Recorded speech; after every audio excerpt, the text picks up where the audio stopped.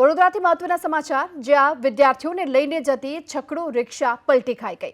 ટ્રકે ટક્કર મારી અને તેના કારણે આ છકડો રિક્ષા પલટી ખાઈ ગઈ। 11 પૈકીની 7 જેટલા વિદ્યાર્થીઓને ઈજા પહોંચી છે। છકડો રિક્ષાને ટક્કર માર્યા બાદ ટ્રક ચાલક જોકે ફરાર થયા હોવાની પણ વિગતો સામે આવી છે।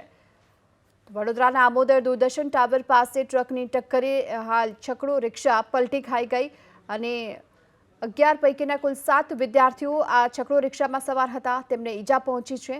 ઘટનાને લઈ થોડીવાર માટે અહીં અફરાતફરી પણ જોવા ટક્કર મારી અને તેના કારણે આ છકડો રિક્ષા પલટી ખાઈ ગઈ। 11 પૈકીની 7 જેટલા વિદ્યાર્થીઓને ઈજા પહોંચી છે। છકડો રિક્ષાને ટક્કર માર્યા બાદ ટ્રક ચાલક જોકે ફરાર થયા હોવાની પણ વિગતો સામે આવી છે। વડોદરાના આમોદર દૂરદર્શન ટાવર પાસે ટ્રકની ટક્કરે હાલ છકડો રિક્ષા પલટી ખાઈ ગઈ અને 11 પૈકીના કુલ 7 વિદ્યાર્થીઓ આ છકડો રિક્ષામાં સવાર હતા, તેમને ઈજા પહોંચી છે। ઘટનાને લઈ થોડીવાર માટે અહીં અફરાતફરી પણ જોવા